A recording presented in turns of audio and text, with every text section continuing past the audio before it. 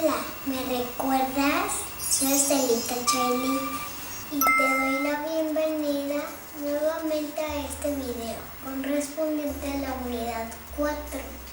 El tema de hoy es dibujo estructural. Antes que nada quiero felicitarte porque has avanzado mucho y cada vez estás más cerca de la meta para poder concluir este curso. Cada vez falta menos. Así que sin más preámbulo, comenzamos.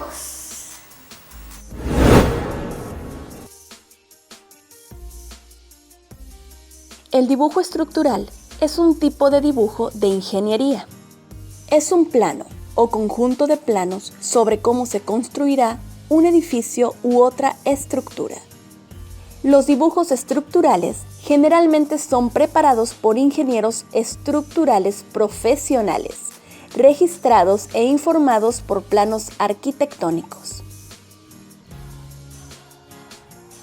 El dibujo estructural abarca la preparación de los dibujos, diseños y trabajos para edificios, puentes, tanques y otras estructuras, y es un extenso campo para el dibujante.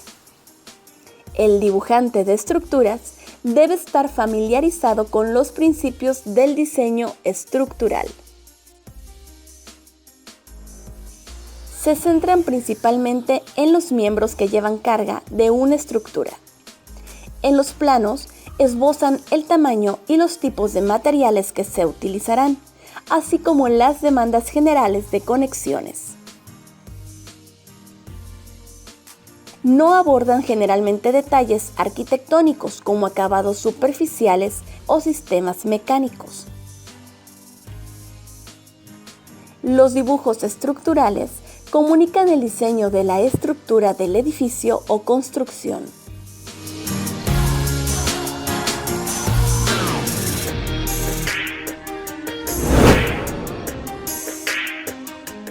Es uno de los planos de mayor importancia, ya que en él se representa el esqueleto de la construcción. Dado que de la estructura depende la propia viabilidad y seguridad de la construcción, conviene ser muy meticuloso en los cálculos que formarán la cimentación de esta. Para su correcta estimación, se deben tener en cuenta detalles relacionados con el peso propio de la casa, edificio o estructura, el tipo de terreno en el que se levantará y la respuesta sísmica de la construcción. La mayoría de las estructuras son de hormigón armado. En concreto, esta clase de planos aportan la siguiente información. Tipo de cimentación. Detalles de encuentro entre vigas y pilares. Profundidad de excavación. Pilares, ubicación y distancia entre ellos. Longitud de solape y arranque de pilares. Detalle de los estribos de cada modelo de pilar. Características de materiales a usar de acuerdo a la normativa exigida, forjados y detalles estructurales, entre otros. De esta manera, el plano estructural se convierte en uno más de los planos que se deben realizar para la construcción de cualquier inmueble, además del plano arquitectónico, plano eléctrico, plano hidráulico sanitario, etc. ¿Cómo se identifican los planos estructurales?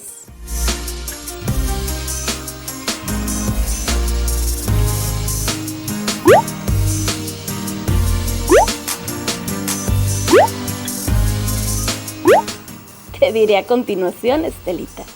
Deben contar con un nombre para su identificación. Por ejemplo, E1 diagonal 3, E2 diagonal 3, E3 diagonal 3.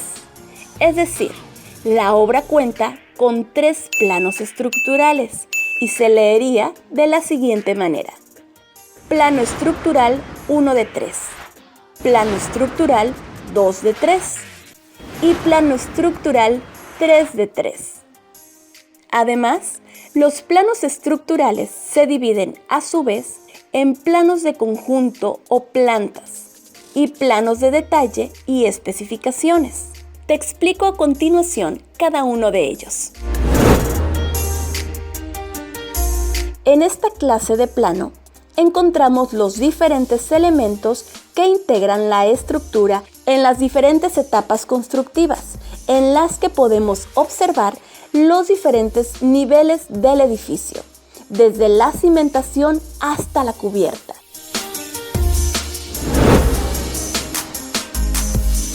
Se especifican los cortes, vista interior, de los diferentes elementos, el detalle de mejoramiento del terreno, como el porcentaje de compactación, que será preciso para que se pueda levantar con seguridad el edificio, la resistencia del acero a la armadura, así como el tamaño y la ubicación de todos los elementos estructurales. La estructura de cualquier construcción debe ser fuerte desde sus cimientos. Si un edificio, casa o puente no tiene materiales de calidad, una buena planeación y fuerte estructura terminará cayendo.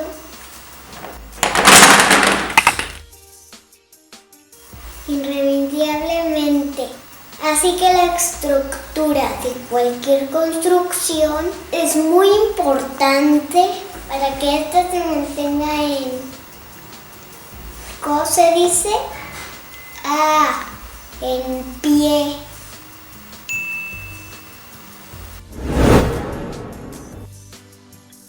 El diseño estructural consta de diversas etapas. Estructuración es la etapa más importante del diseño estructural. En esta etapa se seleccionan los materiales que van a construir la estructura.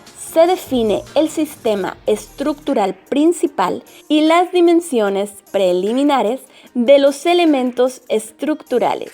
La finalidad es encontrar la solución más adecuada dentro de un conjunto de varias opciones y adoptar la estructura esqueletal más adecuada para una edificación específica.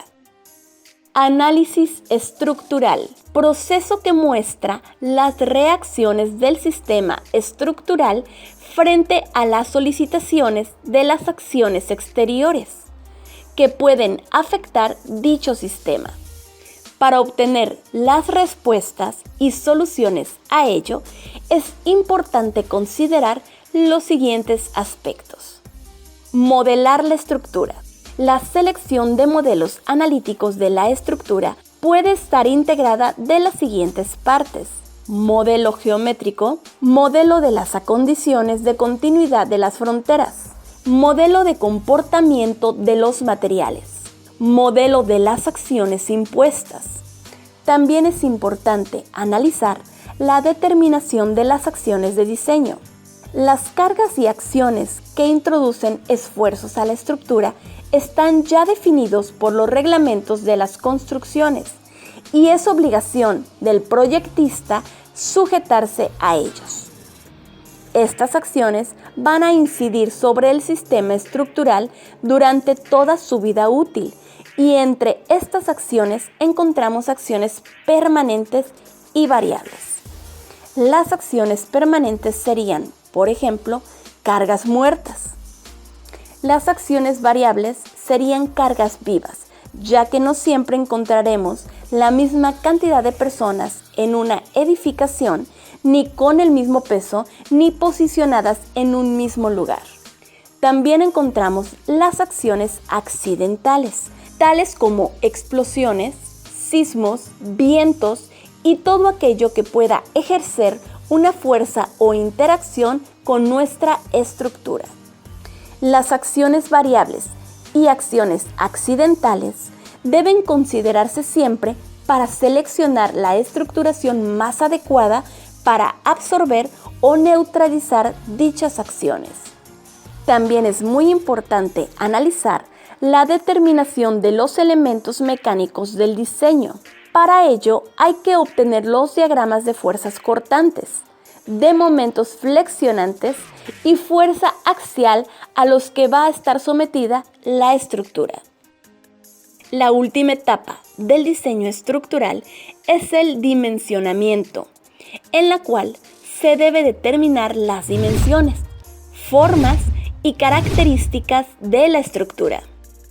La fase final del diseño consiste en revisar si se cumple con los requisitos de seguridad adoptados y comunicar los resultados del proceso descrito a las personas que van a ejecutar la obra.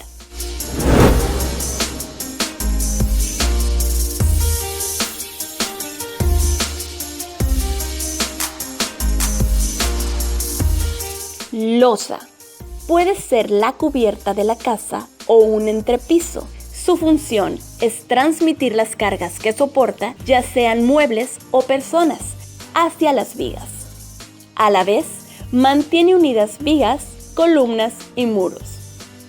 Vigas. Es un elemento horizontal que transmite cargas a los muros y columnas. Columnas y muros. Su función es transmitir cargas a los pisos inferiores y a la cimentación. Cimientos. Transmite las cargas al terreno. Se le denomina cimientos o cimentación al conjunto de elementos estructurales de una edificación cuya misión es transmitir sus cargas o elementos que se encuentran apoyados en él hacia el suelo, de manera tal que se distribuyan sin superar la presión admisible y sin que se produzcan cargas zonales. Es muy importante porque soporta toda la superestructura y porque la estabilidad de cualquier edificación depende de esta base sobre la que se asienta y del tipo de terreno sobre el cual se apoya.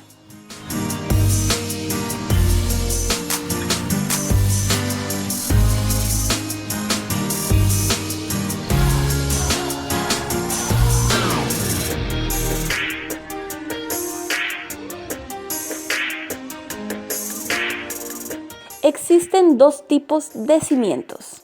Los cimientos superficiales son aquellos que se realizan para construcciones menores, como puede ser una casa de 1 o 2 plantas, y son los más económicos. Los cimientos profundos son los que se adentran en el terreno justamente porque este es malo en el sentido de resistencia a soportar cargas, o porque el edificio que se va a construir es alto o de dimensiones considerables.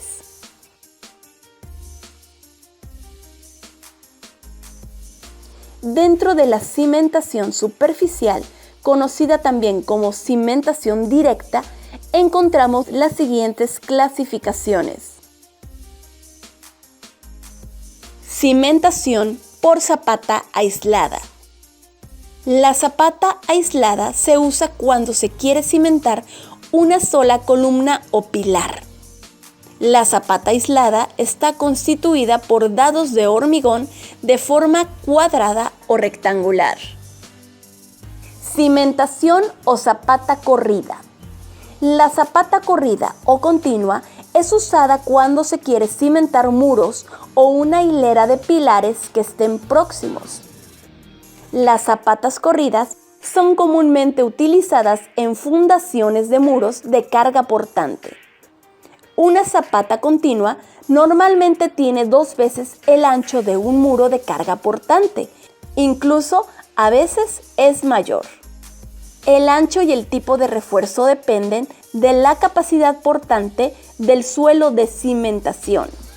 Están indicadas como cimentación de un elemento estructural longitudinalmente continuo.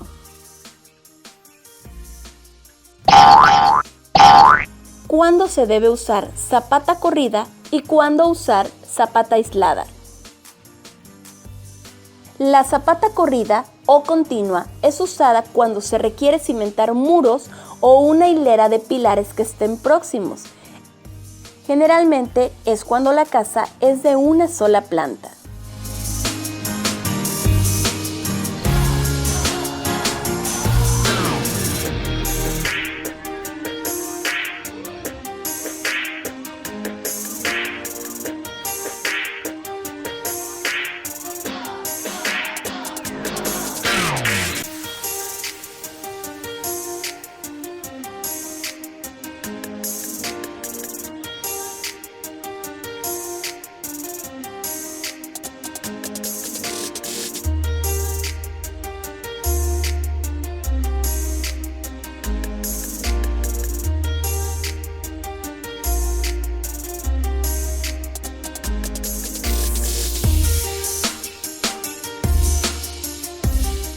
En cuanto a la zapata aislada, se usa cuando se requiere cimentar una sola columna o pilar.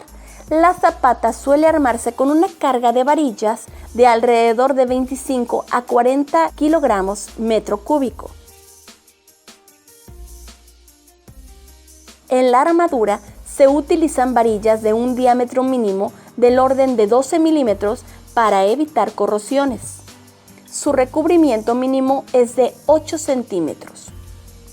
Esta zapata se usa cuando la casa es de 2 pisos o más.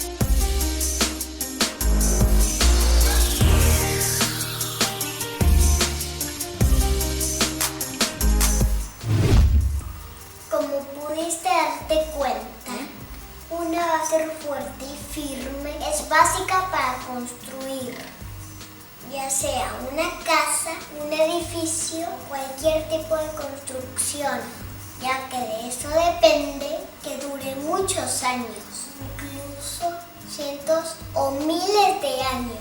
Tan es así que las pirámides egipcias o de nuestros ancestros indígenas siguen en pie, a pesar del paso del tiempo. También se necesita una base extra fuerte en la preparación académica para lograr un futuro sólido y exitoso. Y tú, amigo o amiga, lo estás haciendo súper bien. Ya estás por terminar este curso en dibujo de ingeniería civil. Así que sigue así, tú puedes. Soy Celita Chili y te veo en el próximo video correspondiente a la última unidad, la unidad 5. Te veo,